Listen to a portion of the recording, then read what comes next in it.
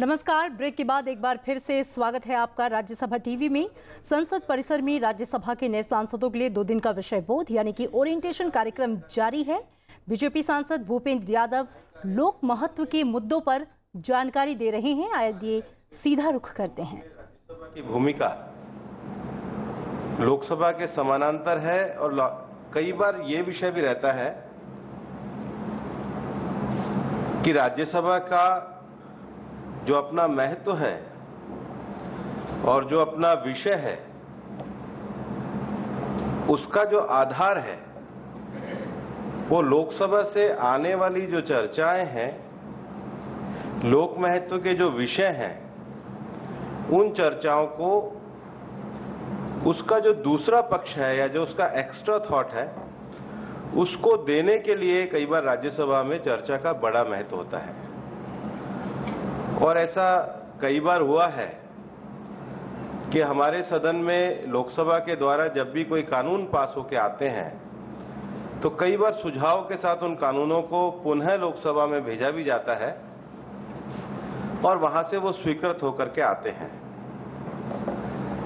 राज्यसभा के प्रथम सभापति के नाते डॉक्टर राधाकृष्णन ने राज्यसभा के संबंध में इस महत्व को रेखांकित करते हुए कहा था, there is a general impression that this house can not make a unmake governments and therefore it is a superficial body, but there are function which is revising chamber can fulfill fruitality.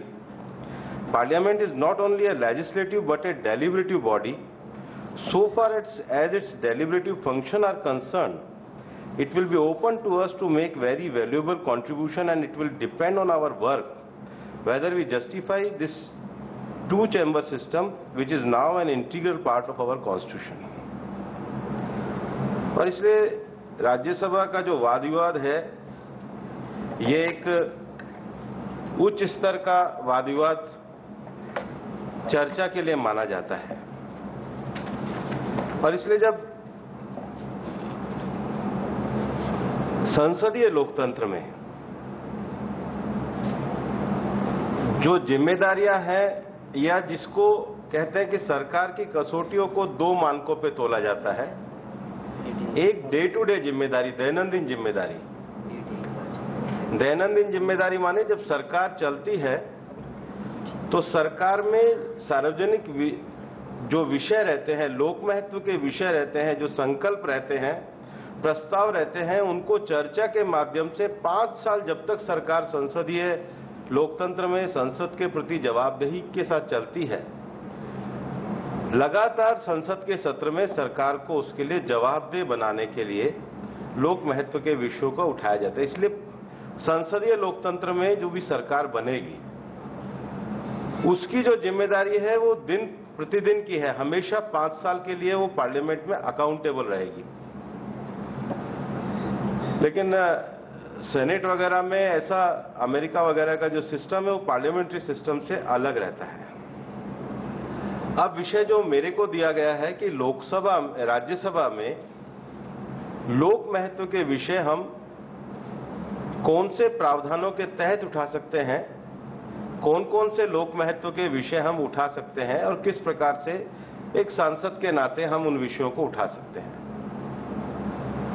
अक्सर जब हम नए सदस्यों के नाते सदन में आते हैं तो सबसे पहले सरकारी पेपर रखने के बाद और स्टैंडिंग कमेटी की रिपोर्ट रखने के बाद 11 से 12 बजे के बीच में 0 आवर का एक समय निर्धारित रहता है।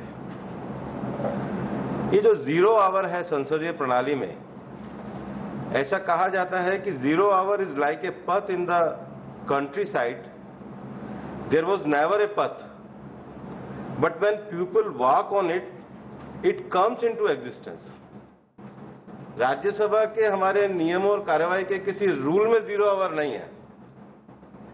60 के दशक में संसदीय परंपरा में 11 से 12 बजे जब क्वेश्चन आवर रहता था और क्वेश्चन आवर जैसे ही समाप्त होता था तो कुछ प्रमुख सदस्य पब्लिक इंपॉर्टेंस का जो इशू है इसको कह करके कुछ पब्लिक इंपॉर्टेंस के इशू उठाए जाते थे। धीरे धीरे सदन में एक ये परंपरा बनी कि सभापति की अनुमति से इस प्रकार के मुद्दे उठाए जाए जो तुरंत, जिनका इमीडिएट रिस्पांस जरूरी है, जो इमीडिएट कंसर्न के हैं, जो तुरंत 1 दिन 2 दिन 5 दिन में घटी हुई घटनाएं हैं या ऐसी राष्ट्रीय महत्व की घटनाएं हैं जिनका सदन की तरफ, सरकार की तरफ और सदन के माध्यम से आम जनता के जो विषय हैं इसको उठाया जाना आवश्यक है। और इसलिए धीरे धीरे 0 आवर का एक शेड्यूल और एक ट्रेंड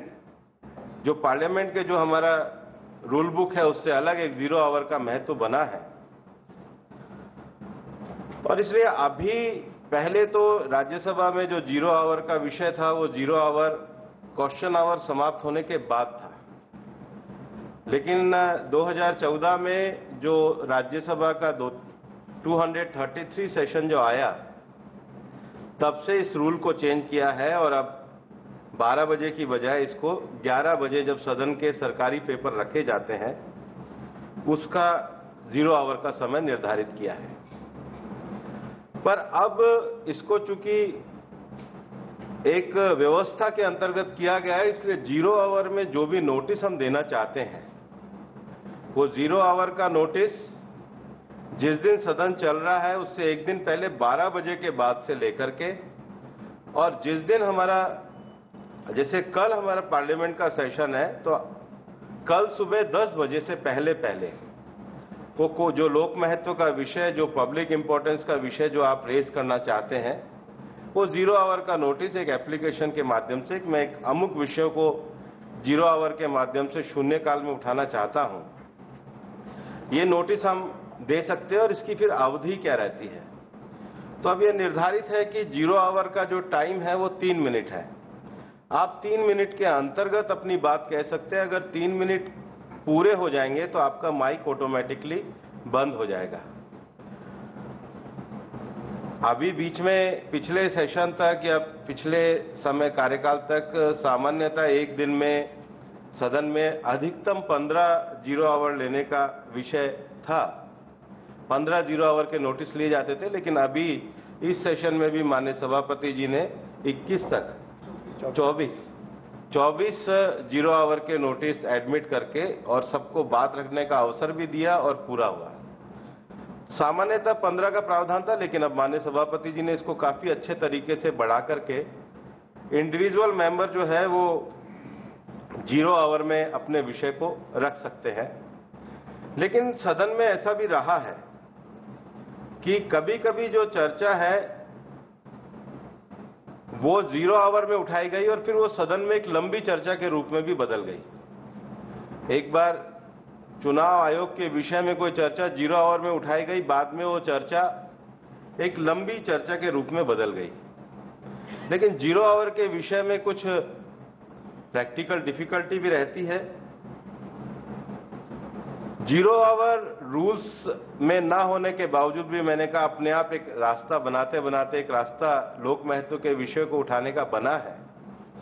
लेकिन 0 आवर में उठाए गए विषयों पर सरकार कोई जवाब दे या सरकार किसी प्रकार का जवाब दे, ये बाध्यता नहीं है। कभी कभी सभापति महोदय के अनुमति से मंत्री इसमें अपना विषय रख सकते हैं, लेकिन वो बाध्यता नहीं है, कंपलसरी नहीं है। तो 0 आवर में कई बार ये भी विषय रहता है कि 0 आवर में जो लोक महत्व का विषय उठाया भी जाता है, विषय की दृष्टि से तो वो सदन के सामने आता है, लेकिन उसके प्रति कोई जो जवाब आना चाहिए वो जवाब उसका देने के लिए सरकार किसी भी प्रकार से बाध्य उसमें नहीं है। एक और विषय है कि पहले इसलिए क्वेश्चन आवर के बाद 0 आवर किया जाता था कि पहले सदन का कार्यवाही स्थायी रूप से ढंग से चले और उसके बाद सदस्य 0 आवर में बात उठाते थे। लेकिन इसको जो परिवर्तित किया गया, ये सोच के परिवर्तित किया गया कि कई बार सुबह सुबह कोई ऐसा लोक महत्व का विषय होता है जिसमें सदस्य एजिटेटेड होते हैं और उनको लगता है कि नहीं, क्वेश्चन आवर से पहले हमारी बात सुनी जाए, इसलिए 0 आवर के समय को चेंज किया है। लेकिन उसका सदन के स्थगन और चलने पे कोई बहुत फर्क पड़ा हो, मेरे को अपने व्यवहारिक तरीके से कोई अंतर नजर नहीं आता है। आज के अभी जो इसकी जो वर्तमान प्रोसेस है वो मैंने पूर्व में भी आपको बताया है कि आप एक दिन पहले 12 बजे से लेकर के और अगले दिन सुबह 10 बजे से पहले तक अपना नोटिस दे देते हैं।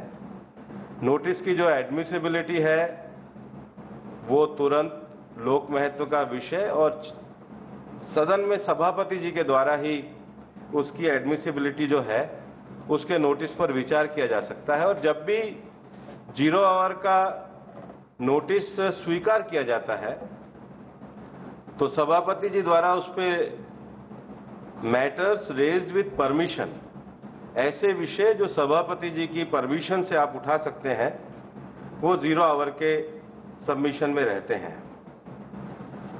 लेकिन यदि कोई नोटिस 0 आवर का मान लीजिए स्वीकार नहीं किया गया है तो उसकी उम्र कितनी है 0 आवर के नोटिस की, तो अगले दिन नया नोटिस देना पड़ता है। आपको कई बार यह भी लगेगा 0 आवर का नोटिस दिया, संख्या ज्यादा हो गई, तो आपको उस दिन का नोटिस उसी दिन, अगले दिन जिस दिन 0 आवर घोषित हो जाते हैं, आपके नोटिस की उम्र उसी समय समाप्त हो जाती है। आपके मन में आए कि मुझे फिर से नोटिस देना होगा तो आपको अगले दिन वापस से एक नया नोटिस आपको देना होगा। और अगर मान लीजिए किसी कारण से आप कहो कि सदन में वो मामला ही नहीं उठ पाया, आपका 15 नंबर था, 10 नंबर तक के रही 0 आवर एडमिट हुए, तो भी आपको दोबारा नया नोटिस अगले दिन के लिए देना होगा। उसकी जो नोटिस देने की एडमिसिबिलिटी है वो वहीं समाप्त हो जाएगी। और मैंने प्रारंभ में भी बताया कि 0 आवर का जब आप नोटिस देंगे तो मामले को उठाने के लिए 3 मिनट का समय आपके पास है। तो अपने विषय के, लोक महत्व के विषय की जो तैयारी है, कई बार हमारी प्रस्तावना में, हमारी भूमिका में ही 3 मिनट निकल जाते हैं, फिर हम कहते हैं अभी तो मैंने विषय शुरू नहीं किया। तो उसमें कंडीशन ही यह है कि विषय जो है वो 3 मिनट के अंतर ही आपको अपना विषय समाप्त करना पड़ेगा। कई उदाहरण हमारे दिमाग में, मन में भी आते हैं कि 0 आवर में किस प्रकार के विषय हैं सदन में। जैसे अचानक से औकी कभी चक्रवात आया, या कभी कोई बाढ़ आती है, या कभी कोई ट्रेन एक्सीडेंट है, या कोई पैसेंजर की समस्या है, या पिछले दिनों मैंने खुद ने नीति आयोग की एक जल की समस्या को लेकर के रिपोर्ट पढ़ी, तो सामान्य रूप से मन में ऐसा विषय आया कि ये ऐसा लोक महत्व का विषय है जिसको उठाया जाना चाहिए। तो आप जब भी सदन में अपने कोई समाचार पत्रों को सुबह जब पढ़ते हैं, ध्यान में करते हैं, तो सामान्यतः लोक महत्व का विषय किसी न किसी राज्य में जो घटनाक्रम घटते हैं उसके संबंध में लोक महत्व का विषय रहता है। लेकिन 0 आवर का फॉलोअप नहीं है।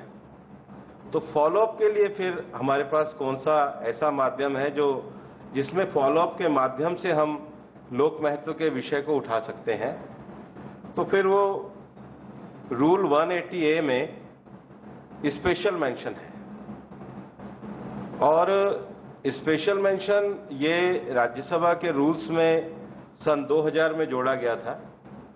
180A से लेकर और 180E स्पेशल मेंशन का पूरा प्रोसीजर, उसकी एडमिसिबिलिटी, उसको प्रस्तुत करने का तरीका, उसका नोटिस देने का तरीका, उसमें 250 शब्द, ये सारी चीजें जो स्पेशल मेंशन के बारे में है वो उसमें उल्लेखित की गई है। और इसलिए स्पेशल मेंशन 0 आवर से इस दृष्टि से अलग है कि स्पेशल मेंशन में जो आप लोक महत्व का विषय रूल 180A के अंतर्गत आप देंगे, उस पे सरकार के द्वारा आपको जवाब दिया जाएगा।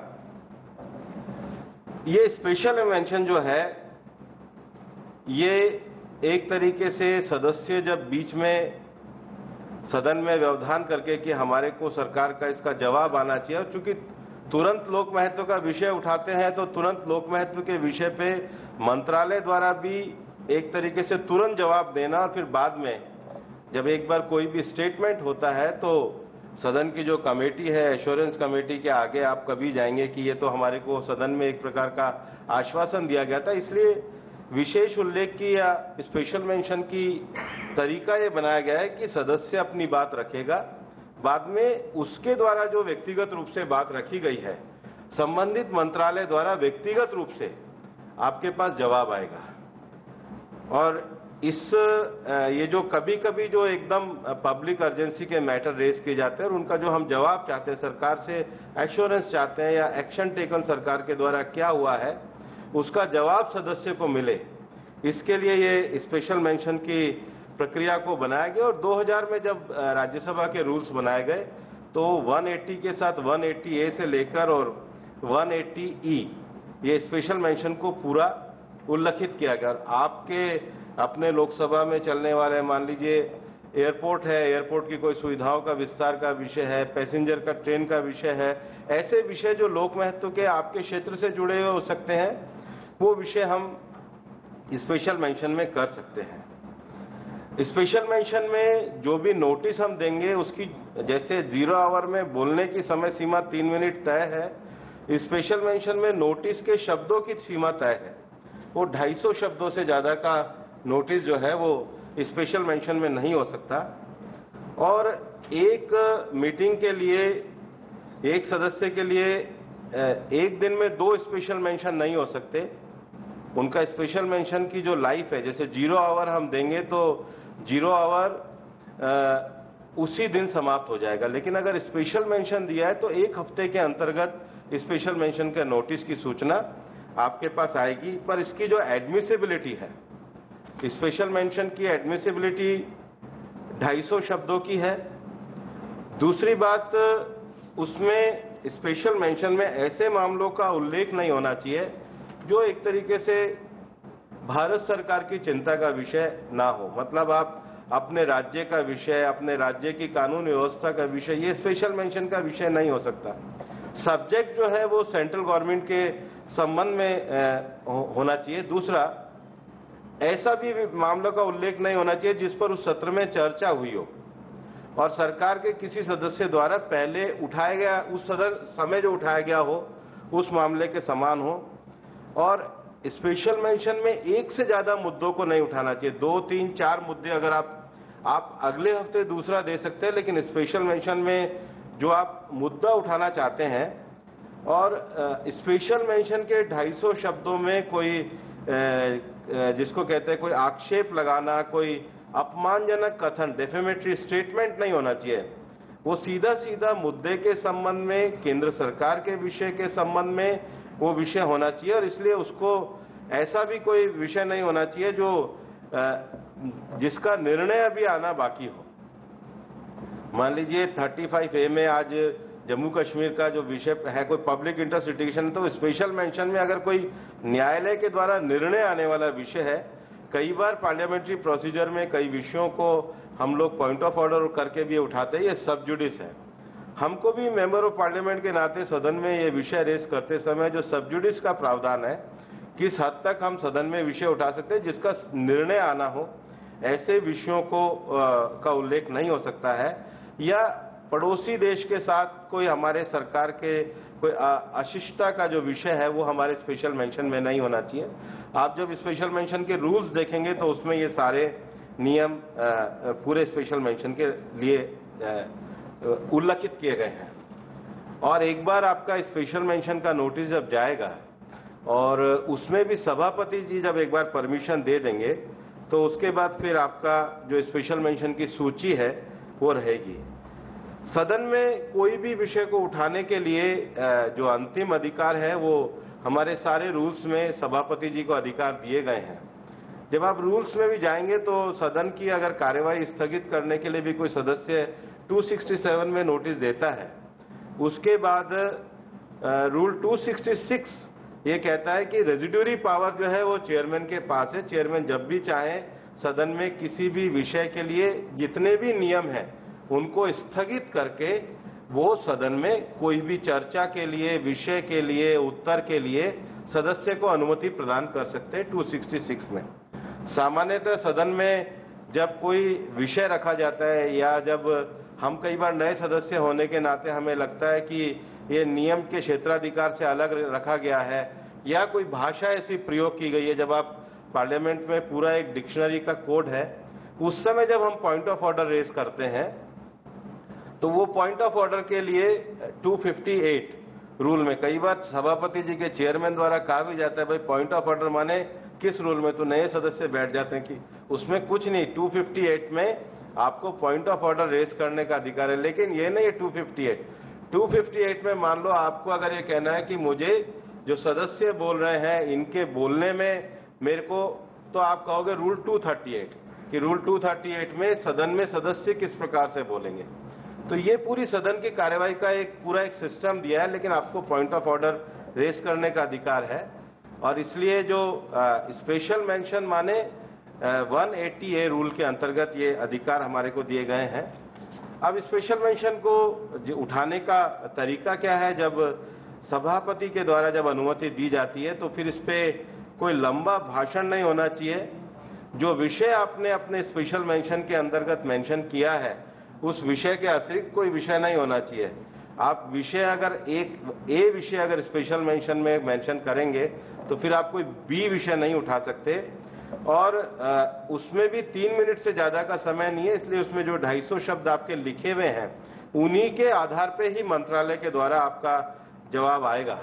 और सामान्यतः कभी कभी ऐसा भी होता है कि कोई सदस्य जब 0 आवर में विषय उठाते हैं या स्पेशल मेंशन में विषय उठाते हैं, हमने वो विषय नहीं उठाया, लेकिन हमें ये लगता है कि ये विषय जो है ये हमारे मन के नजदीक है, या ये विषय मैं भी सोच रहा था कि ये विषय उठाया जाना चाहिए, या ये लोक महत्व का विषय है, तो सदस्य के नाते हम अपने आप को उससे एसोसिएट कर सकते हैं। जब हम एसोसिएट करेंगे भी तो लोक महत्व के विषय पे अपना हाथ उठा करके आई एसोसिएट माई सेल्फ अगर हम करेंगे तो सामान्यतः जो सदन की प्रोसीडिंग होती है उसमें भी मेंशन किया जाता है कि इस ये विषय मान लीजिए उठाया है हरनाथ जी ने, तो फिर इस विषय पे अमुक सदस्यों ने हाथ उठाया तो ये इनसे एसोसिएट करते हैं। पहले सदन में 5-10 स्पेशल मेंशन, आजकल तो इस बार तो 15 स्पेशल मेंशन, 10 स्पेशल मेंशन सभापति जी ने लगातार प्रतिदिन अभी अनुमति दी है। तो ये मुझे लग रहा है कि संसदीय कार्यवाही में मैं जब से हूँ इतने बड़ी संख्या में स्पेशल मेंशन, पहली बार 10 स्पेशल मेंशन हर बार दिए हैं, लेकिन सदन में कभी कभी मैंने देखा कि अधिकतम स्पेशल मेंशन कब लगे, तो मुझे कुछ डेट्स भी मिली कि पहले इसकी संख्या 7 सीमित कर दी गई थी, बाद में इसकी 2007 में एक बार 30, एक बार 2010 में 34, एक बार 11 दिसंबर 2012 को 32 स्पेशल मेंशन भी हमारे हाउस में एडमिट हुए हैं। अभी जो इसकी संख्या है वो 10 सीमित करी है।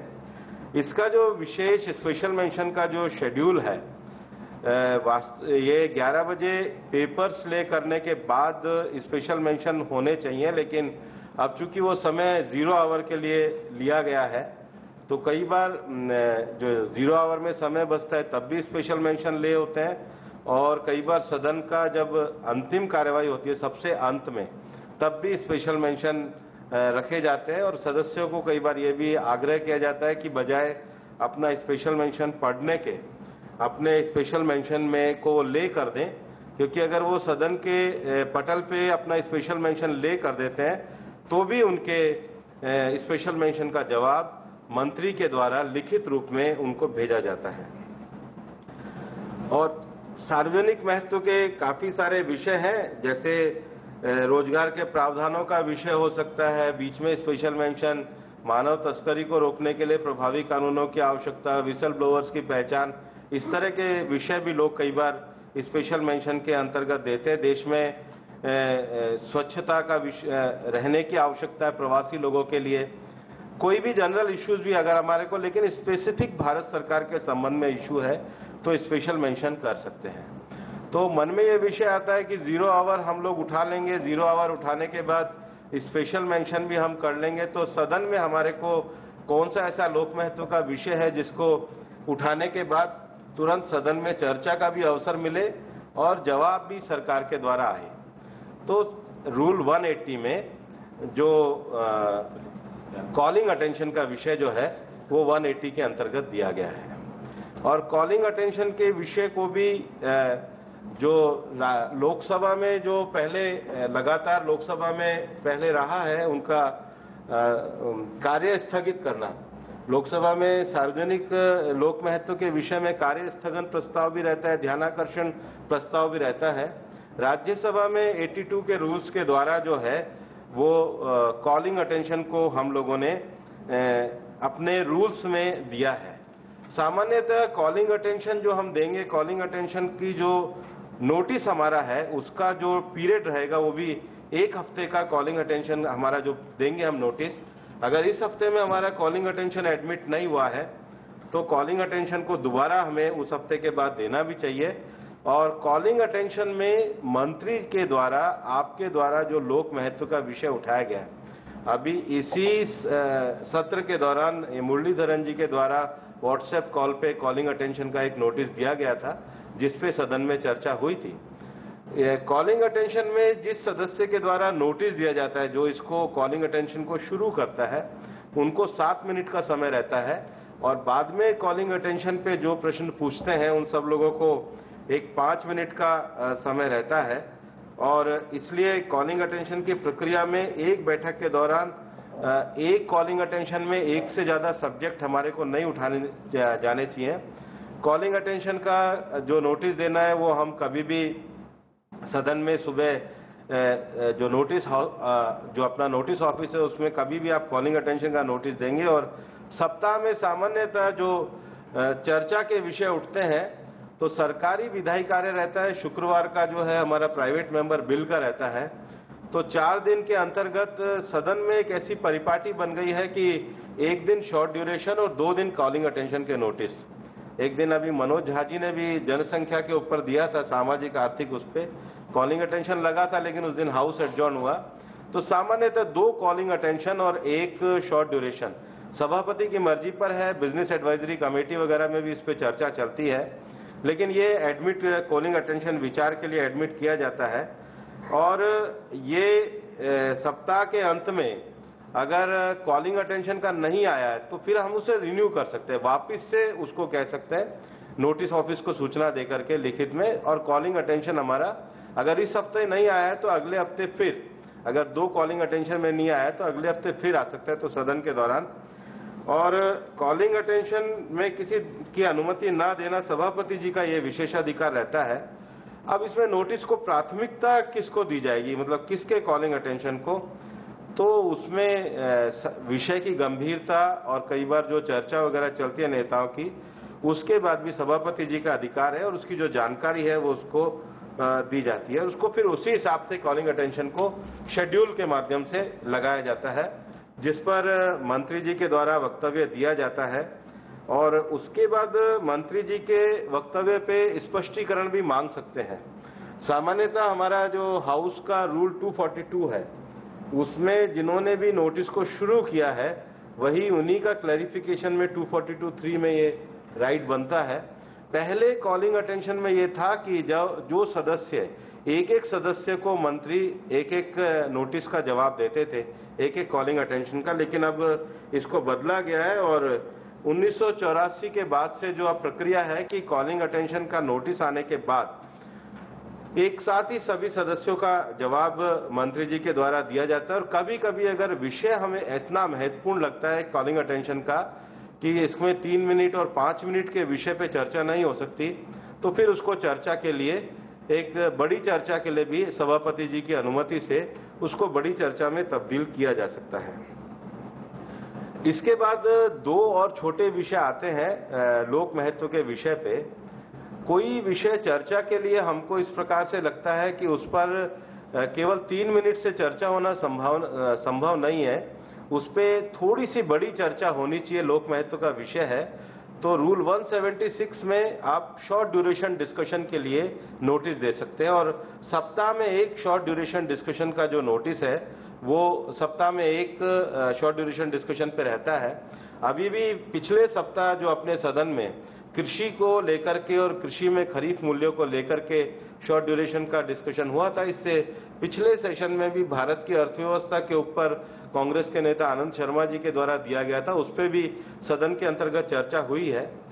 कभी कभी कोई प्रश्न ऐसा आता है जो क्वेश्चन आवर में प्रश्न पूछा जाता है, जिस प्रश्न पे हमको लगता है कि ये जो प्रश्न का उत्तर है इसका ज्यादा स्पष्टीकरण होना आवश्यक है, या ये आधा घंटे का ये जो प्रश्न है, क्योंकि कोई भी क्वेश्चन जब अपन करते हैं तो उसके 2 सप्लीमेंट्री क्वेश्चन पूछ सकते हैं और कोई भी सदस्य उसमें 1 सप्लीमेंट्री क्वेश्चन पूछ सकता है।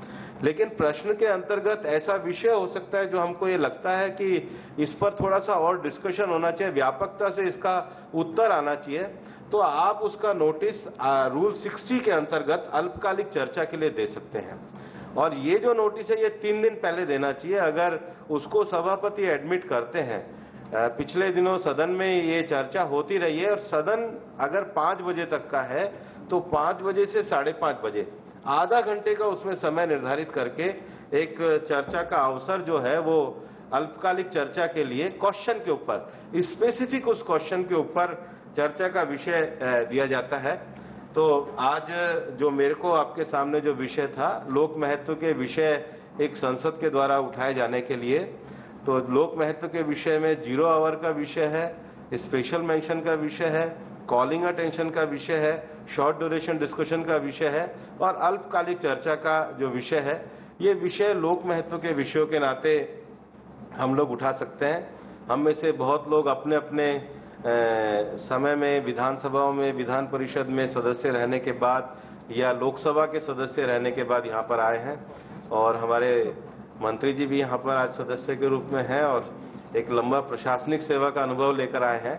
लेकिन राज्यसभा की जो विधायी प्रक्रिया है, मेरा ये मानना है कि शुरू में एक बार अगर रूलिंग के साथ और रूल्स के साथ हम लोग अटैच हो जाते हैं तो ज्यादा बेहतर तरीके से अपने विषयों को हम राज्यसभा में उठा सकते हैं, क्योंकि सदन की पूरी कार्यवाही में जितना अनुपात सरकारी कार्यों का रहता है, सरकारी विधायी कार्यों का रहता है, उसमें अगर प्रपोर्शन देखा जाए तो मेरा मानना है कि सदस्यों को व्यक्तिगत रूप से विषय रखना और सरकारी विधायी कार्य ये 60-40 60% सदस्यों को ज्यादा मिलता है।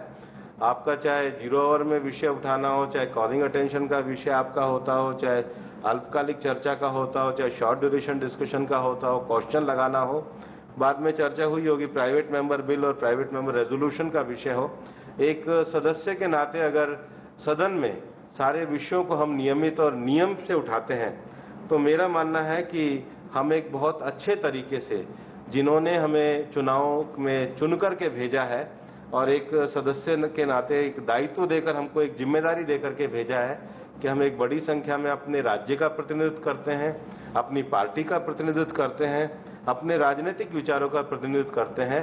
उन सारे प्रतिनिधित्व को करते हुए देश के लोकतंत्र में जो सबसे बड़ा सदन है जिसमें हमको बैठने का अवसर मिलता है, हम बहुत अच्छी तरीके से लोक महत्व के विषयों को उठा सकते हैं। मेरा विषय यही समाप्त होता है। आपके कोई प्रश्न है तो आमंत्रित है। भूपेंद्र जी, इसमें स्पेशल मेंशन के बारे में ये रूल बुक में कहता है कि provided that no member shall give more than 2 such notices for anyone such sitting, यानी ये इस सत्र जो 18 दिन का है उसमें केवल 2 ही नोटिस दे सकता है। यस, नहीं सर, बैठक 2 notice per day, day 2 notice per day, per day ओहो, पर एक सेशन एक वीक में एक मेंबर एक वीक में एक ही दे एक मेंबर सकता एक कर सकता है। है। एक वीक में Sir, you can give 2 notice per day, but you will be allowed to make one special mention in a week. पर सेशन में कितना सेशन में Bhupender ji, जी, yes, I felt your intervention was so useful to all of us. Thank you. It reflected the experience that you have achieved in the House. My question is regarding the special mention. The moment you are getting an answer only after 1 month, is there a possibility that we can get the answers from the minister maybe in the course of 15 days? Number 1 question. My second question is that 1 month is the upper limit by which the minister should reply. So my second question is that special mention, calling attention, and so many portions you mentioned here, in a week or in a session, how many times a member can try for such an intervention? As per the 1 month is concerned, that is the upper limit. You will get your reply within a 1 month. So It is guaranteed. It is guaranteed. No, It is guaranteed. guarantee. He said guaranteed that we will get it in within 1 month. Yes. If you will not get, then you can approach to the assurance committee also. That's there. Thank you. Second thing is, as per you have raised the questions that a member, if he want to submit his questions, a special mention, or he want to raise a 0 hour. So I think you want that how many times or how many opportunity he will get. Yes. As per the question is concerned, I think every day you can file a 5 or 7 questions. 5 supplementaries, each questions that you will get. As per the special mention is concerned, you can file one special mention in a week. If you will file twice, then one is admitted and accepted by the house. The 0 hour is concerned, normally it is a practice that once in a week for one member. As per your private member bill is concerned, it's upon you. You will file. It will come after the scrutiny by the ministry with their permission. But there is no limit to filing a private member bill. 3 bills. 3 bills in a session. 3 bills in a session. And private member resolution, that first your name will come in a lottery. Yes. Then you will file. Then only you can file a private member resolution. So once a notice is submitted, it can be once we submit a notice. Notice for a special mention, for a calling attention, for a resolution, anything. Once it is submitted, it can be rejected, maybe listed also. There should be a system that the concerned member be informed, maybe in the first day morning. Now we have to run to the offices when the session has begun. It sometimes looks awkward. Sir, may I just explain it to you, sir? As far as the 0 hour notices are concerned, as already pointed out the other G, that lapses whether it is admitted or not admitted. If it is admitted, you will make the 0 hour and the matter ends. But if it is not admitted, then it stands lapse. That has been provided in the guidelines. So you will automatically... If you when can we know about it? We should have information earlier, a bit earlier.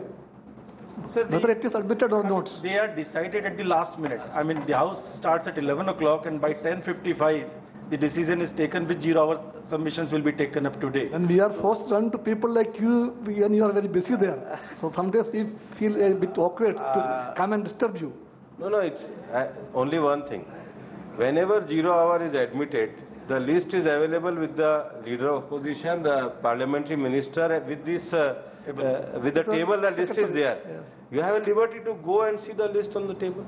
Nobody will stop you. We have that liberty, but sometimes we feel a bit. Why you feel? Inhibitious. You will go and see the list on the table, and everybody is cooperating. In my experience, they are cooperating very much. They are cooperating very much. You will go because what is the problem in 0 hour? That the last time of the filing is 0 hour is at 10 o'clock. House will start at 11 o'clock. After that, notice office send this 0 hour notices to the secretariat. Then secretariat prepare a list. Then it will come for the purpose of admissibility. There are so many things. Whether the 0 hour concerned with the state subject, whether the 0 hour using any defamatory language, whether this 0 hour having any public importance, then sometimes there is a priority also. So that the decision will be taken by the chairman. Then it will discuss in the secretariat. After that it will come. So it's only 1 hour time. So it's not possible. So better is you will reach 10:55, see the list on table, and if your 0 hour will not come, then again you will file for the next day.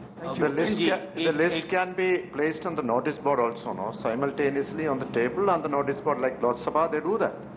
That is your suggestion. They will apply in future.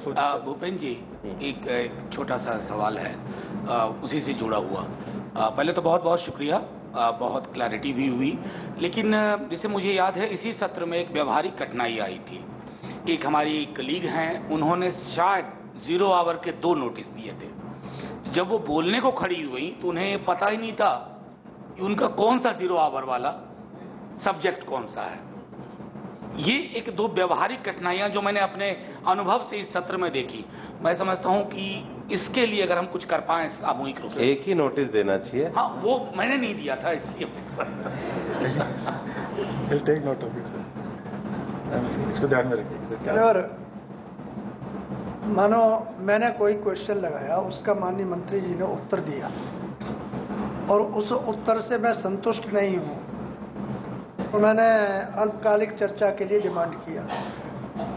वो demand मैं ही कर सकता हूं अथवा कोई भी दूसरा सदस्य भी कर सकता है? अल्पकालिक चर्चा किसी भी प्रश्न पे कोई सदस्य, हाफ एन आवर डिस्कशन है, वो हाफ एन आवर डिस्कशन है, रूल 60 के अंतर्गत है, कोई भी कर सकता है, उसमें लिखा हुआ है any member. Thank you. No more questions? No question. धन्यवाद। हाँ जी, धन्यवाद भूपेंद्र जी, आपने गागर में सागर बात करते हुए अपनी बात बड़े समय के अंदर समाप्त की और सारे मेंबर्स से संतुष्ट हुए। आपका बहुत बहुत धन्यवाद। हमारे बात आप सारे यहाँ आए हुए सदस्यों की तरफ से और राज्यसभा की तरफ से हम आपको एक स्मृति चिन्ह सेक्रेटरी जनरल राज्यसभा से निवेदन करेंगे कि आपको दिए।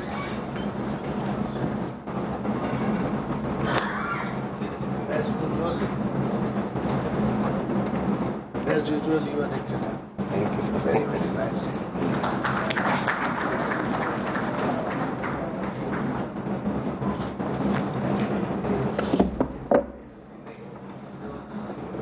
Thank you. साहब को छोड़ ये बुके भी लीजिए। आप देख रहे थे संसद परिसर में आयोजित राज्यसभा के नए सांसदों के लिए 2 दिन का विषय बोध यानी कि ओरिएंटेशन कार्यक्रम। बीजेपी सांसद भूपेंद्र यादव ने सांसदों को सदन में लोक महत्व के मुद्दों को उठाने, उसकी जरूरत, उसके महत्व और उसकी उपयोगिता को लेकर विस्तार से हर बिंदु पर चर्चा की। इससे पहले एनसीपी सांसद माजिद मेनन ने नए सांसदों को कानून बनाने की पूरी प्रक्रिया समझाई और संसद में कानून बनाने के हर पहलू पर विस्तार से प्रकाश डाला। आपको बता दें कि 2 दिन तक चलने वाले ओरिएंटेशन कार्यक्रम का आज आखिरी दिन है। संसद परिसर में हो रहे इस कार्यक्रम का उपराष्ट्रपति और राज्यसभा के सभापति एम वेंकैया नायडू ने शनिवार को शुभारंभ किया था। यहाँ रुकेंगे एक ब्रेक के लिए और ब्रेक के बाद कार्यक्रम में कानूनविद और पूर्व सांसद फाली एस नारिमन राजनीति में आचार संहिता पर भाषण देंगे।